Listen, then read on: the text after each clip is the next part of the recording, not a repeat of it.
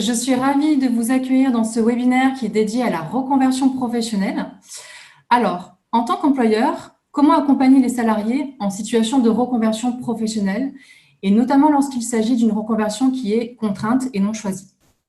Donc, on va tenter de répondre du coup à cette question tout au long de son webinaire. Mais avant de commencer, je vous propose que l'on se présente avec Laurence, avec qui j'ai la chance de co-animer ce webinaire aujourd'hui. Alors moi, présentation rapide, hein. Donc moi, je suis Vanessa Rouillon, psychologue du travail et je suis également consultante en ressources humaines. J'ai la chance d'exercer ce métier depuis plus de 12 ans et avec passion. Et j'ai choisi de traiter en fait cette thématique de la reconversion, tout simplement parce que ce sujet, quelque part, est au cœur en fait de notre accompagnement, notamment dans les prestations de bilan de compétences et de bilans spécialisés, des bilans qui sont adaptés aux personnes en situation de handicap. Alors là, je laisse la parole du coup à Laurence qui va également se présenter. Merci Vanessa. Bonjour à toutes et bonjour à tous. Je suis Laurence Daniel. Je suis coach professionnel certifiée et consultante en ressources humaines.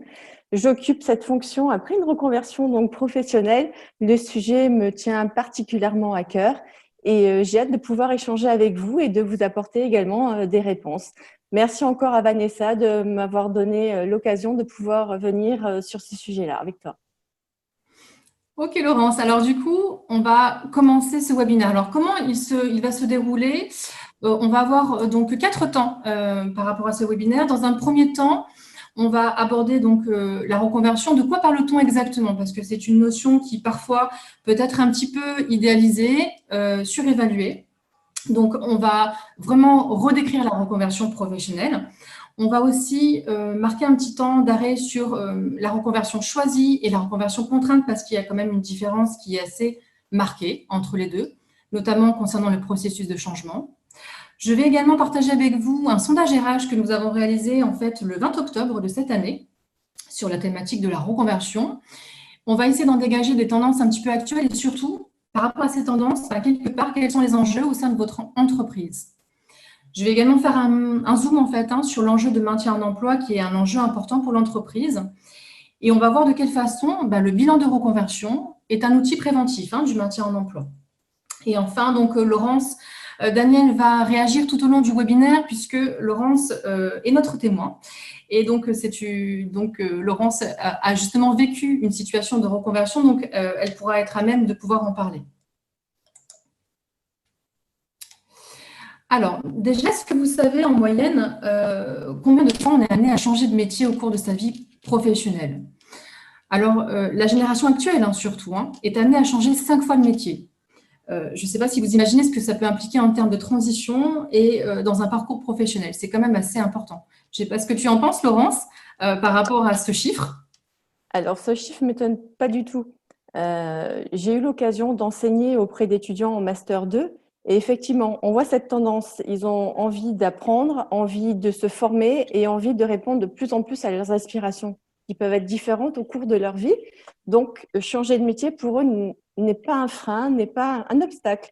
Et ils le vivent vraiment très, très bien. Ils répondent vraiment à leurs propres besoins et sont en accord avec eux-mêmes.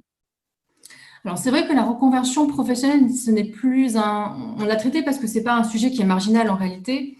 Les parcours sont de moins en moins linéaires et sont de plus en plus jalonnés par des périodes de transition et parfois de rupture professionnelle. Alors, on va s'attarder un temps sur la reconversion professionnelle, à savoir, c'est qu'elle s'opère en fait à différents niveaux. Elle peut être une reconversion dite totale. Donc là, c'est une reconversion, on change littéralement de métier, le contenu du travail est profondément modifié. La reconversion partielle, quant à elle, ça peut être en fait un métier que l'on continue à exercer, mais dans un secteur d'activité différent. Le métier n'est pas transformé de façon en profondeur. On peut aussi également changer de statut, par exemple, exercer, et ça a été mon cas, le métier donc, de psychologue du travail et de passer d'un statut d'entrepreneur à un statut salarié.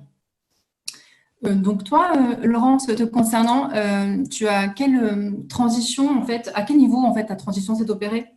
Alors, pour moi, elle s'est opérée au niveau partiel, une reconversion partielle. Il y a à la fois le côté changement de statut, je suis passée de salarié à indépendant, Et au niveau de la fonction, où je suis aujourd'hui coach et consultante en ressources humaines, j'étais auparavant responsable ressources humaines. Donc, ça reste dans un même domaine, mais j'ai préféré spécifier dans le domaine de l'accompagnement. Alors, on va s'attarder sur une différence importante, c'est la reconversion choisie ou la reconversion contrainte. La reconversion choisie, elle est liée en fait à un désir de changement tout simplement. La personne a envie, a un désir de changement et souhaite en fait faire évoluer sa situation professionnelle. Le caractère volontaire est vraiment central et on va voir qu'il y a vraiment une différence en termes de dynamique quand elle est choisie ou quand elle est contrainte. La reconversion contrainte, elle peut être liée soit à une nouvelle contrainte de santé suite à une maladie, un accident, mais également suite à un licenciement économique ou un épuisement professionnel. Donc, on va voir de quelle façon, en fait, cela impacte le processus d'accompagnement. On va s'attarder dans un premier temps, mais on ne restera pas trop longtemps sur le processus de reconversion choisi parce que ce n'est pas celui-ci qui nous intéresse aujourd'hui. Donc, généralement, le processus de reconversion choisi, il démarre d'un constat.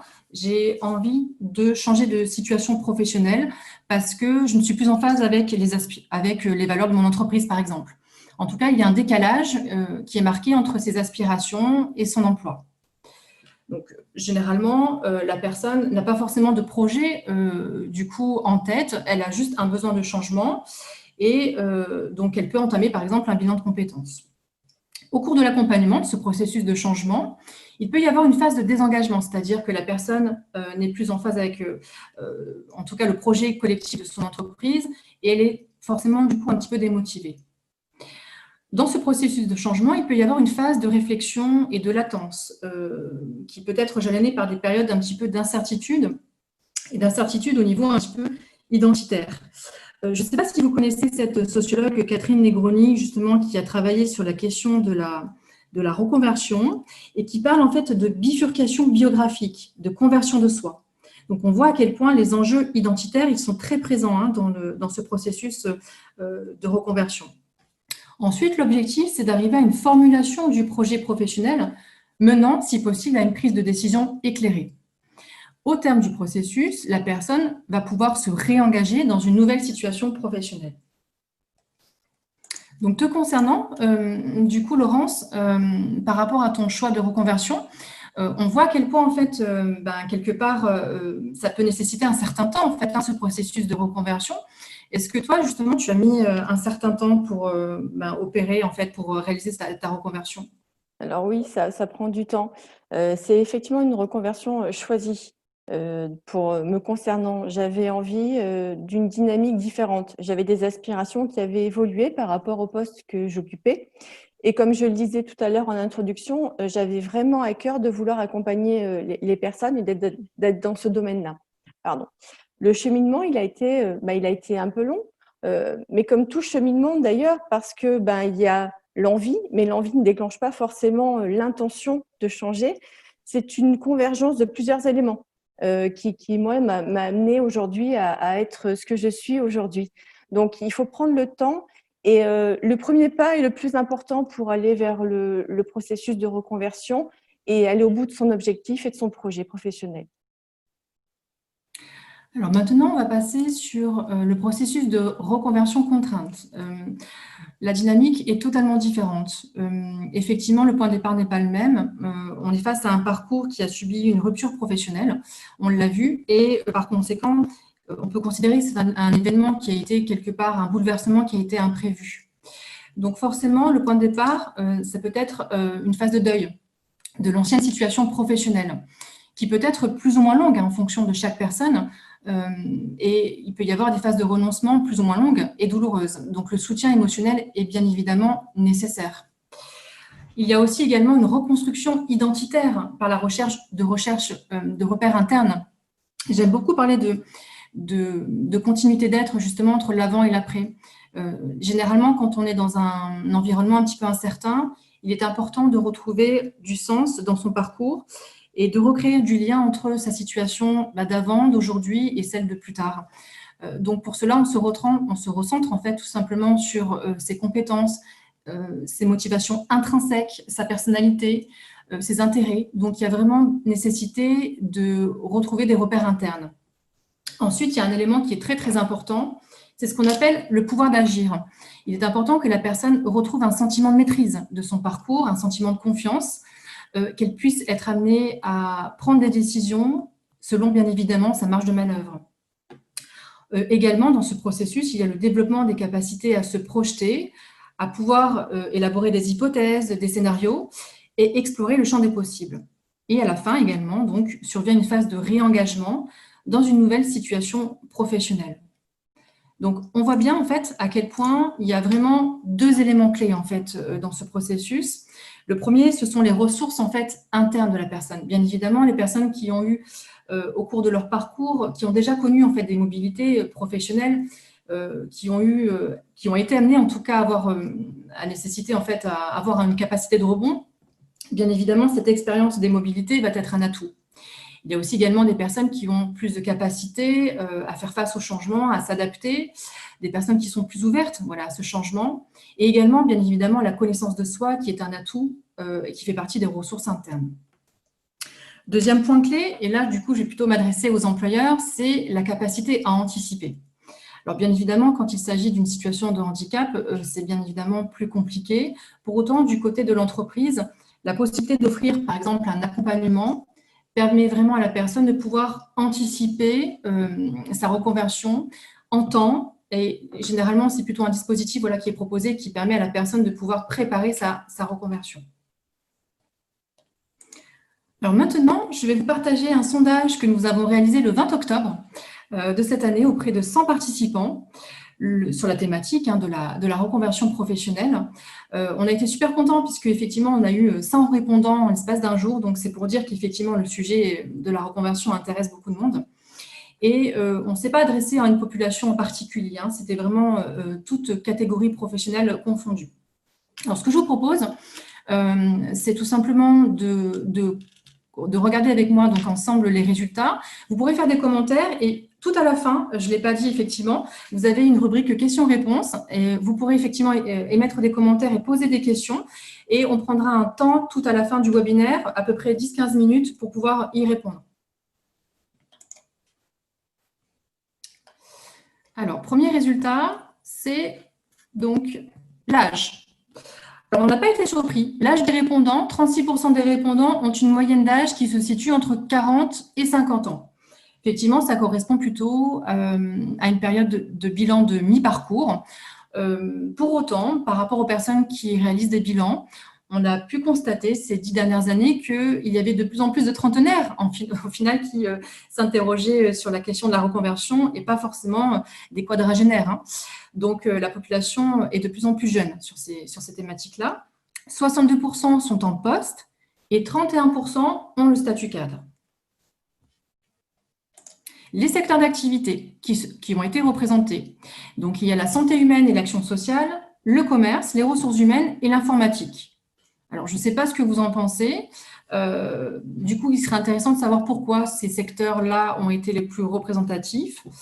Les ressources humaines, l'informatique, on n'est pas forcément étonné. Il y a plein de métiers qui sont amenés à se transformer, à se digitaliser, donc ce n'est pas forcément surprenant.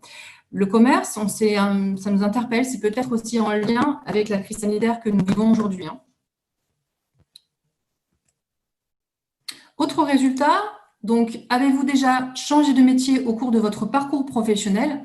26% des répondants ont changé de métier au cours des 5 dernières années. Je ne sais pas ce que vous en pensez, si ce score vous paraît important ou pas, mais bon, pour nous, effectivement, ça interpelle également. Si oui, considérez-vous que votre reconversion professionnelle a réussi? Alors là, c'est plutôt un message extrêmement positif. 54% considèrent que leur reconversion a réussi. Alors justement, Laurence, ça serait intéressant de savoir, en fait, pour toi qui as vécu une situation de reconversion, est-ce que tu considères d'une part qu'elle a réussi et quels sont finalement tes critères de réussite? Alors, c'est super important cette question des critères parce qu'elle appartient à chacun. Alors aujourd'hui, mes critères, c'est mon épanouissement personnel et professionnel. C'est la possibilité de concilier la vie professionnelle et la vie personnelle Donc, pour moi, elle est complètement réussie. Et cette reconversion est aussi en accord avec ce que je suis et ce que j'ai au fond de moi. Ça fait vraiment écho. Donc, ce sont mes critères, mais les critères peuvent être complètement différents d'une personne à une autre et d'une reconversion à une autre. Ça peut être, certains, ça va être l'atteinte d'un chiffre d'affaires, d'autres, de nombre de clients, d'autres, c'est j'ai obtenu le poste que je voulais et après 3 mois de période d'essai, bah, ça y est, je suis confirmée. Voilà, donc c'est intéressant de savoir quels pourraient être les critères des personnes qui ont répondu et qui ont dit oui, ma reconversion est réussie. Alors, c'est vrai que quoi qu'il en soit, la notion de réussite professionnelle et de critères de réussite, c'est quelque chose qu'on aborde en bilan, justement.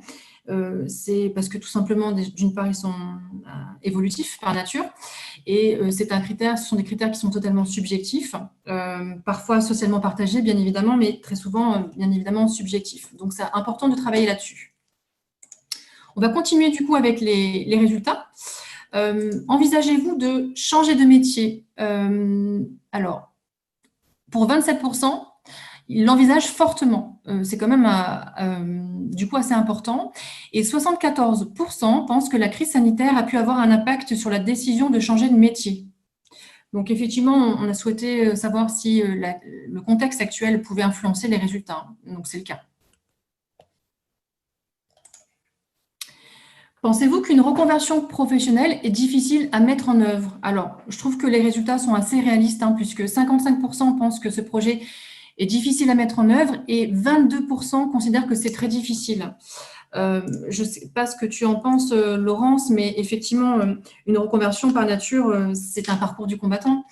Ça peut s'opérer dans le temps, ça peut être extrêmement long. Je ne sais pas ce que tu en penses, si ce résultat te paraît assez réaliste ou pas. Ça me paraît relativement réaliste. Oui, c'est un peu un parcours du combattant. C'est un peu long. Et j'ai envie de dire au départ que les obstacles qu'on peut rencontrer, c'est aussi les obstacles que l'on se donne à soi-même, c'est-à-dire c'est nos peurs, toutes nos peurs. Est-ce que je vais y arriver? Est-ce que je suis à la hauteur?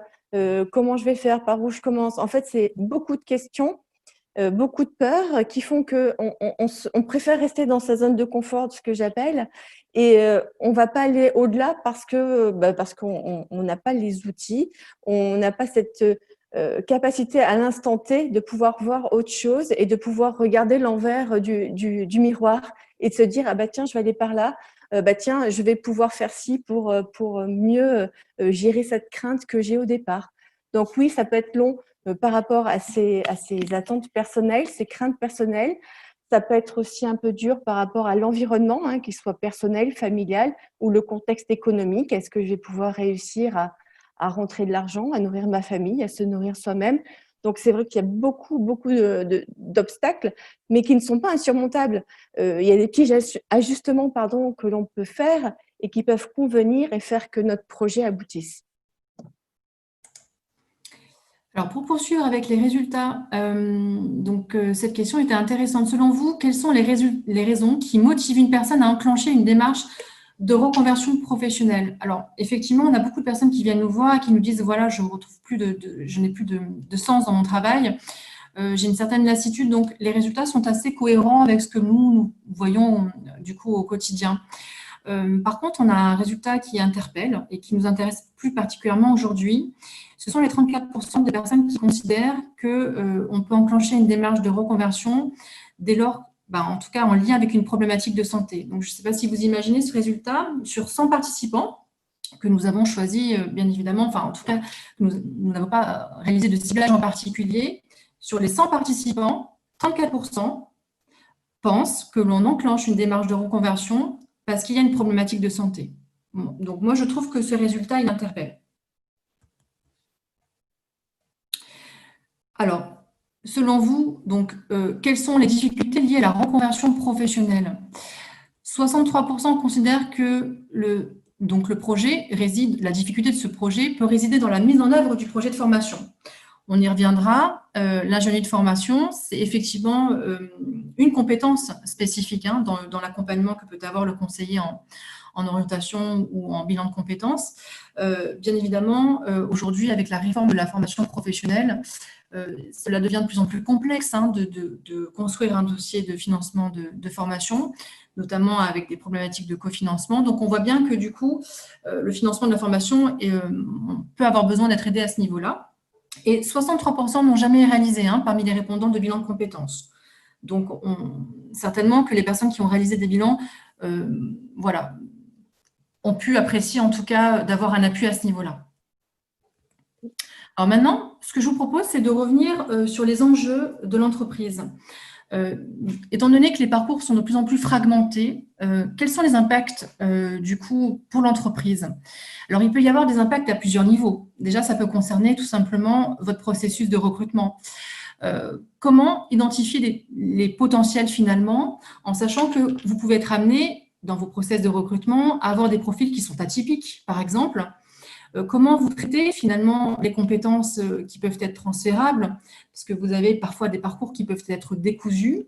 Et il est vrai que du coup, en France, on a des difficultés, on a tendance un petit peu à cloisonner les personnes dans des métiers, et on ne réfléchit pas forcément en termes de compétences, ni de compétences même transférables. Donc, c'est vrai que c'est un enjeu qui peut être assez important, c'est de savoir identifier les potentiels. L'enjeu de maintien en emploi, bien évidemment, prévenir les risques de rupture de parcours, d'inaptitude professionnelle. Les enjeux de mobilité et de flexibilité dans la gestion des ressources humaines, comment anticiper, par exemple, des métiers qui seront amenés à disparaître, et aussi également un enjeu d'attractivité de l'entreprise. C'est-à-dire comment prenez-vous en compte des logiques de parcours. Par exemple, il y a des personnes qui peuvent considérer que vous n'êtes qu'une étape quelque part dans leur parcours professionnel. Et à ce moment-là, comment les accompagner dans leur projet de formation, dans leur objectif d'employabilité. Donc, effectivement, tous ces enjeux-là, on peut du coup les rencontrer et en tout cas, ils émergent. Alors, c'est vrai que Cap Emploi propose un accompagnement global auprès des employeurs sur la question de l'emploi et du handicap et finalement traite tous ces sujets-là. Est-ce que pour toi, du coup, Laurence, par rapport à ces différents enjeux, est-ce que il y en a un en particulier qui te semble plus intéressant, justement? Alors, tout me semble intéressant, mais particulièrement les compétences transférables. Parce qu'on a tous en nous des compétences qu'on peut mettre à profit sur tel ou tel service et qui ne sont pas forcément utilisées aujourd'hui dans le poste actuel, mais on peut utiliser dans d'autres secteurs. Et c'est très important que les entreprises et que les employeurs puissent déceler toutes ces compétences, en faire état et les références pour pouvoir les utiliser au mieux dans leur structure. Sur ça. Et oui, je rejoins également sur le dernier point qui est de pouvoir anticiper, de pouvoir les accompagner, d'être en amont du projet. Ça va donner de la reconnaissance auprès du collaborateur. Ça va donner une forte image aussi de l'entreprise auprès des collaborateurs et rayonner aussi à l'extérieur. Donc, c'est pas quelque chose d'anodin également. Donc, l'anticipation, la reconnaissance du salarié et le rayonnement de l'entreprise également à l'intérieur et à l'extérieur. Alors, justement, par rapport à ce webinaire, on va s'attarder notamment sur un enjeu qui nous intéresse, c'est l'enjeu de maintien en emploi. Alors, je voulais revenir un petit peu sur le plan de santé du travail 2016-2020, puisque dans ces lignes directrices, justement, on parle de la prévention de la désinsertion professionnelle. On parle aussi de l'importance de la prise en charge précoce d'un accompagnement de l'employeur pour favoriser autant que possible le retour à l'emploi. Mais lorsque ce n'est pas possible, justement, une attention doit être portée à la reconversion professionnelle de la personne. Donc, c'est quelque part dans cet enjeu-là, en tout cas, que nous, on s'inscrit. Et je voulais justement parler un petit peu dans l'enjeu du maintien d'emploi, au-delà des aspects techniques de l'aménagement de la situation de travail, de revenir sur le processus social. Alors, ce processus social, il repose sur des acteurs, notamment le médecin du travail, qui lui va être un acteur pivot du maintien d'emploi et des mesures mobilisatrices. C'est lui effectivement qui doit être amené quelque part à piloter en fait ce dispositif et s'appuyer sur des ressources aussi internes et externes à l'entreprise, telles que les chargés de maintien de Cap Emploi, les ergonomes, les psychologues du travail, les assistants de service social ou les autres membres de l'équipe pluridisciplinaire. Mais en tout cas, il y a quand même l'idée que ce travail de maintien d'emploi ne peut être réussi que dès lors qu'il y a un pilotage de ressources, mais qui soit pluridisciplinaire. Mais également aussi, et ça on y veille dans notre pratique, c'est l'accord concerté effectivement des différents experts. Il faut vraiment veiller à la cohérence en fait entre tous ces acteurs et faire en sorte qu'ils puissent travailler de façon vraiment cohérente et concertée. Alors, j'aimerais évoquer avec vous le bilan de reconversion, puisque c'est un petit peu l'objet justement, un des outils en tout cas qui fait partie des outils de prévention dans le champ du maintien en emploi. Le bilan de reconversion, c'est ce que nous pratiquons justement au quotidien. L'objectif premier, c'est qu'il s'inscrive de façon très primaire en prévention des risques d'inaptitude. Il est extrêmement difficile d'identifier les signaux, ce qu'on appelle les signaux faibles. Donc, c'est vrai que nous, on essaie de s'inscrire dans ce champ-là de la prévention primaire. Dès que des difficultés de santé sont identifiées ou pressenties, qui puissent avoir en tout cas avoir un impact sur la capacité d'un travailleur à tenir son poste, l'objectif, c'est vraiment de proposer ce bilan de reconversion très en amont. Alors, intéressant aussi de le noter, c'est que ce bilan peut être réalisé, parfois on ne le sait pas forcément, pendant un arrêt de travail, bien évidemment soumis à l'autorisation de l'assurance maladie, mais il peut être réalisé pendant un arrêt de travail. Autre point important dans le bilan de reconversion, c'est la coordination de l'ensemble des acteurs. Il est vrai que nous, au démarrage d'un bilan de reconversion, il est important pour nous de mobiliser l'ensemble des acteurs, qui peut être des acteurs de soins, de la santé au travail, du maintien en emploi, de la protection sociale de l'entreprise. Mais quoi qu'il en soit, il y a vraiment un travail de coordination à mettre dès le départ. L'objectif, bien évidemment, c'est d'arriver à un pronostic professionnel concerté. Dès lors que nous, on élabore des pistes professionnelles, bien évidemment, celles-ci sont toujours validées par la médecine du travail et donc c'est toujours un pronostic professionnel toujours concerté. La cohérence également est importante. Pour nous, il est important d'impliquer l'entreprise avant, pendant et après, bien évidemment, notre intervention. Donc, c'est pour ça que nous essayons de mettre en place une relation de proximité, notamment avec la direction des ressources humaines, avec l'équipe encadrante. Le N+1 peut avoir un rôle extrêmement important, et le référent handicap dans l'entreprise s'il est présent. Enfin, le suivi aussi est extrêmement important. Lorsqu'on identifie une solution de maintien ou un plan de retour du travail, l'objectif, c'est de mettre en œuvre des mesures qui soient identifiées avec une évaluation régulière de l'état de santé du travailleur et de sa situation de travail. Alors, un point pour nous qui est aussi important dans le bilan de reconversion, c'est d'encourager en tout cas les employeurs à faire participer et à impliquer tout l'environnement, bien évidemment, du salarié, à savoir effectivement ses collaborateurs et son N+1 ou l'équipe encadrante. Ça, c'est extrêmement important. Et c'est vrai que nous lorsqu'on démarre un bilan de reconversion, en réunion du coup préparatoire, il est important pour nous d'avoir la présence du manager, l'équipe encadrante, d'avoir le médecin du travail, en tout cas vraiment de préparer effectivement l'accompagnement. Donc, si vous avez des questions plus précises sur le bilan de reconversion, on pourra prendre un temps pour y répondre à la fin. Alors, quels outils après un bilan de reconversion? Une fois que le bilan a été du coup réalisé, notre objectif, effectivement, c'est de poursuivre, effectivement, qu'il y ait une continuité, en tout cas, de parcours pour la personne. Donc, il peut y avoir, en fait, un relais qui est fait avec le Cap emploi. Si, par exemple, la personne, on n'arrive pas à identifier une solution de maintien en interne, tout simplement, si la personne est à nouveau demandeur d'emploi, l'objectif, effectivement, c'est qu'elle puisse être, du coup, accompagnée à nouveau en tant que demandeur d'emploi, donc par le Cap emploi.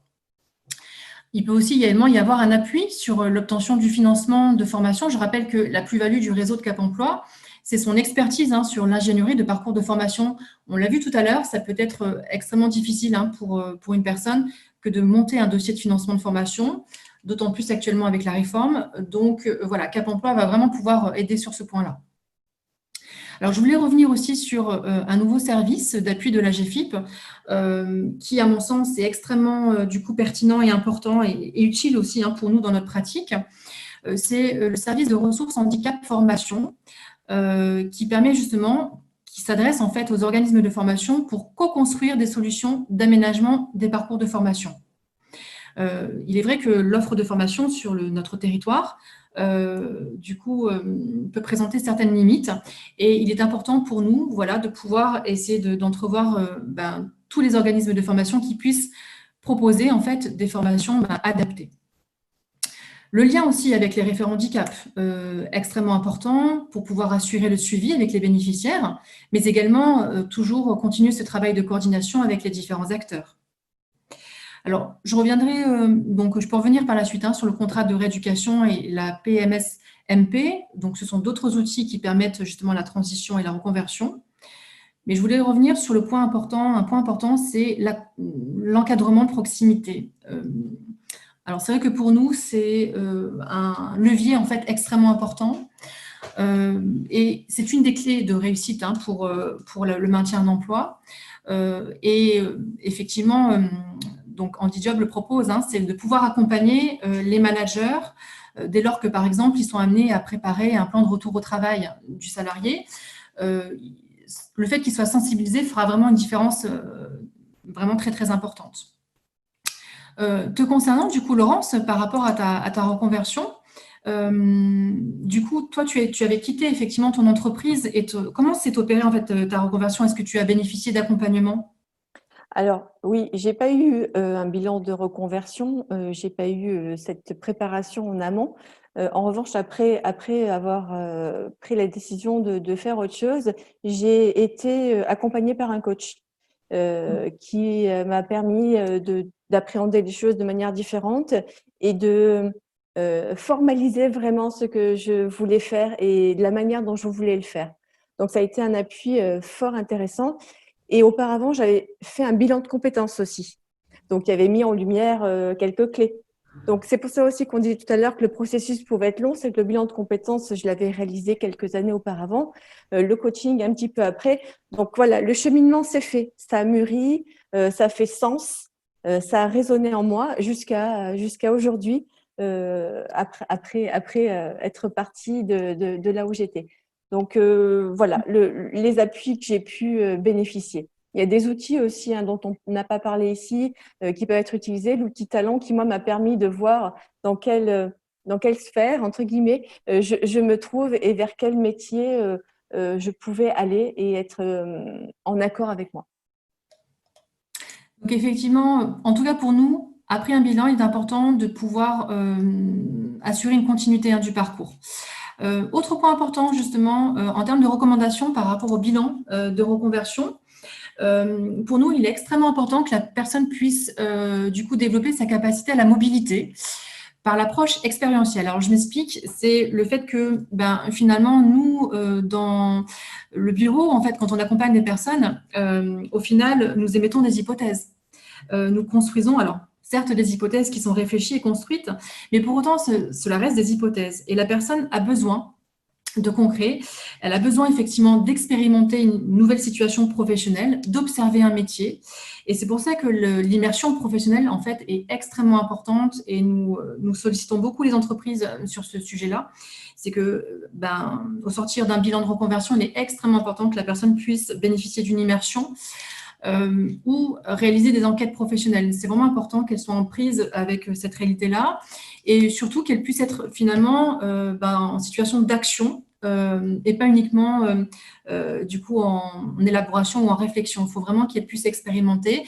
La place finalement de l'action, elle est centrale dans le bilan de reconversion. Et pour finir, du coup, un dernier point, par rapport à nos enquêtes de satisfaction, nous avons 75% de nos bénéficiaires en situation de handicap qui, ayant réalisé un bilan de reconversion, considèrent que l'enquête professionnelle et l'immersion professionnelle, finalement, ce sont des outils qui sont extrêmement satisfaisants par rapport au bilan. Donc, c'est pour vous dire que voilà, ce point-là est assez crucial et permet aussi, du coup, une réussite dans le processus d'accompagnement. Alors, peut-être on va pouvoir passer aux questions-réponses. Je ne sais pas si en termes de timing, on est bon. Je crois qu'on est bon en termes de timing. Oui, on est très bon, il nous reste 10 minutes, donc on est même parfait. Super. Merci Vanessa, merci beaucoup pour toutes ces explications. Merci Laurence pour ton témoignage. Alors d'abord, il y a deux réactions, deux commentaires. Si après vous voulez réagir dessus, ce n'est pas forcément des questions. Pour ma part, je pense que c'est une chance que l'on a de pouvoir changer de métier. Et ensuite, donc ça c'était de Nathalie, et ensuite de Luigi qui nous indique que la situation sanitaire actuelle conduit l'État et les partenaires sociaux à appréhender des transitions collectives avec des moyens financiers majeurs vers des métiers en tension, au détriment du coup de ressources pour les reconversions individuelles qui sont pour lui déjà insuffisantes. Voilà, je ne sais pas après si... mais si vous souhaitez réagir, mais en tout cas, voilà, c'est ce qui nous est partagé. Et c'est une information assez importante Oui, actuellement. alors je peux rebondir là-dessus, hein. Effectivement, les bilans de reconversion, ce n'est pas suffisamment démocratisé, hein, clairement.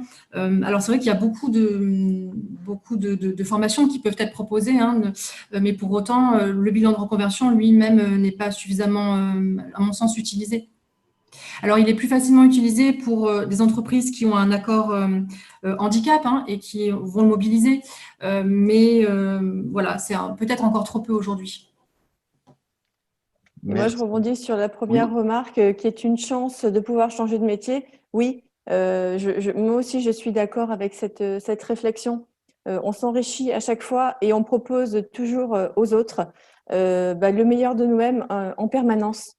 Et ça, c'est vraiment épanouissant et ça donne toujours envie de continuer à donner le meilleur, tout simplement. Merci beaucoup. Alors, du coup, on va passer aux questions. On en a quelques-unes qui sont arrivées. Alors, c'est « Bonjour, je suis OF, donc organisme de formation, et je fais des bilans de compétences. Quels sont vos conseils pour accompagner les personnes en situation de handicap via le bilan de compétences ?» Et elle rajoute, par exemple, je fais des bilans de compétences en visioconférence, étant donné la crise sanitaire. Comment adapter ma manière de travailler à des personnes malvoyantes? Bon, là, c'est plus précis du coup.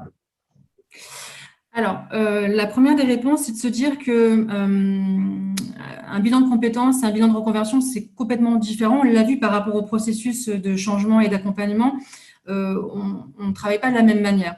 Le point qui est extrêmement important, c'est de considérer que quand on accompagne une personne en situation de handicap, il faut vraiment travailler de façon pluridisciplinaire. Alors que le bilan de compétences, traditionnellement, on peut être amené à avoir un regard croisé, hein, avec certaines personnes. Pour autant, dès lors qu'on traite, qu'on est dans le champ du handicap, il est vraiment important de travailler avec un médecin du travail, de mobiliser des acteurs de maintien en emploi, de travailler avec des professionnels qui sont experts par rapport au champ du handicap en question. Donc, on ne peut pas travailler seul, ce n'est pas possible. Voilà, donc ça, c'est vraiment ma réponse, c'est de dire que obligatoirement, ça va être un travail qui va être pluridisciplinaire et qui nécessite, ne serait-ce que l'aval du médecin du travail, c'est une nécessité. Donc, voilà, une grosse différence, c'est tout le travail collectif et pluridisciplinaire qui est fait pour le bilan de reconversion, contrairement au bilan de compétences qui, lui, peut bénéficier de regards croisés, mais qui n'est pas forcément aussi, qui sollicite pas les mêmes ressources. D'accord, merci beaucoup. Alors, j'ai une question de Julie qui s'adresse à Laurence. Donc, qui a financé le coaching que Laurence a pu bénéficier? Quelle a été la procédure? Alors, le coaching, je l'ai financé moi-même. Donc, ça a été de mes propres sous où j'ai pu profiter de cet accompagnement. D'accord, merci. Alors là, on a une petite Il y a série. il y a aujourd'hui. Pardon, non, il n'y a pas de non, mais souci. excuse-moi. C'est bon, tu as fini, Laurence? Oui. Oui. Oui. Alors, on a d'autres questions. Y a-t-il plus de reconversion choisie ou de reconversion contrainte? Alors, difficile pour nous de faire un point de comparaison, étant donné qu'on répond aux deux problématiques, on a autant l'une que l'autre. Donc, c'est compliqué effectivement de répondre à cette question, puisque nous-mêmes, nous réalisons des bilans de reconversion, donc forcément des reconversions parfois donc contraintes, puisque ce sont des reconversions liées à parfois donc un handicap. Donc, étant donné qu'on répond à ces deux problématiques, nous avons autant l'un que l'autre. Voilà. Question suivante, le bilan de reconversion, s'agit-il de la PSOP? Alors, il est différent à mon sens du PSOP, dans le sens où, comme je vous disais, d'une part, il y a tout ce travail pluridisciplinaire qui est fait, et il y a un travail vraiment approfondi en termes de temps et en termes de durée. C'est vraiment un travail qui est très approfondi. On travaille sur la notion de deuil aussi, effectivement, donc de la situation professionnelle antérieure. Il y a un accompagnement qui est vraiment approfondi et en temps, en termes d'outils aussi, et par rapport aux ressources qu'on mobilise autour de nous. Question suivante, quel salarié peut réaliser un bilan de reconversion, CDD, CDI? Est-ce que c'est accessible à tous? Alors, oui, c'est accessible à tous. Donc, dans le bilan de reconversion, c'est vrai que nous, on a eu essentiellement des personnes, salariées. Pour autant, on peut avoir effectivement des personnes qui sont demandeurs d'emploi. À ce moment-là, effectivement, il peut y avoir des solutions de financement via le compte personnel de formation. Il peut y avoir aussi des cofinancements via Pôle emploi. En ce moment, on en a d'ailleurs des cofinancements avec Pôle emploi. Il peut y avoir aussi effectivement des cofinancements avec la GFIP. Donc voilà, c'est différents, on va dire, modalités de financement. Mais c'est vrai que nous, en tout cas pour le bilan de reconversion, on a majoritairement des salariés et majoritairement aussi des entreprises qui ont un accord handicap. D'accord, mais du coup, c'est bien tous les salariés, quel que soit leur contrat de travail. C'est Ah tout oui, tout à type de fait. contrat de travail. Oui, parce que c'est dès lors, en fait, que l'employeur identifie, on va dire, un signe faible, ou dès lors que l'employeur souhaite vraiment, identifie qu'il va y avoir une problématique peut-être d'inaptitude, et donc souhaite vraiment, mobiliser le bilan de reconversion pour éviter cette inaptitude et vraiment qu'on puisse intervenir de façon vraiment primaire. D'accord. Euh, Alors, pour un travailleur handicapé qui est à la limite du licenciement pour inaptitude, il semble préférable de lui proposer un bilan de reconversion plutôt que le bilan de compétences proposé par les RH. Alors oui, pour revenir à cette question, effectivement, comme je vous disais, le bilan de reconversion. Alors c'est vrai que le terme, on peut parler de bilan spécialisé, nous on parle de bilan de reconversion, de bilan spécialisé, effectivement, est plus adapté à une personne qui va être en situation de handicap, parce que très très souvent, il s'agit d'une reconversion qui peut être plutôt contrainte. Donc c'est pour ça qu'on mobilise plus le bilan de reconversion. D'accord. Alors, j'avais une question aussi de Fabienne qui demandait donc la différence entre le bilan de compétences et le bilan de reconversion, mais il me semble que tu l'as déjà bien répondu. Voilà, vraiment, le bilan de reconversion, on l'entend vraiment adapté aux personnes en situation de handicap. D'accord. Donc, on est bon pour ça. Eh bien, écoutez, on a fait le tour de toutes les questions. Enfin, en tout cas, on arrive au terme de notre horaire. Alors, il reste encore quelques petites questions, mais à ce moment-là,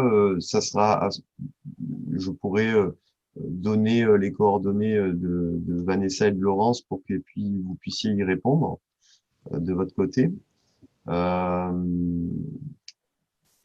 Donc, écoutez, si c'est bon pour vous, je vous donne le mot de la fin.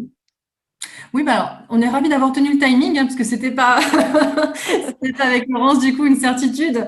Donc là, c'est bien, on a bien tenu le timing parce qu'on aurait beaucoup de choses à dire. Du coup, c'est pas évident, je trouve, de parler d'un enjeu aussi important que le maintien d'emploi de façon très rapide, et surtout aussi d'aborder le bilan de reconversion de façon assez synthétique. En fait.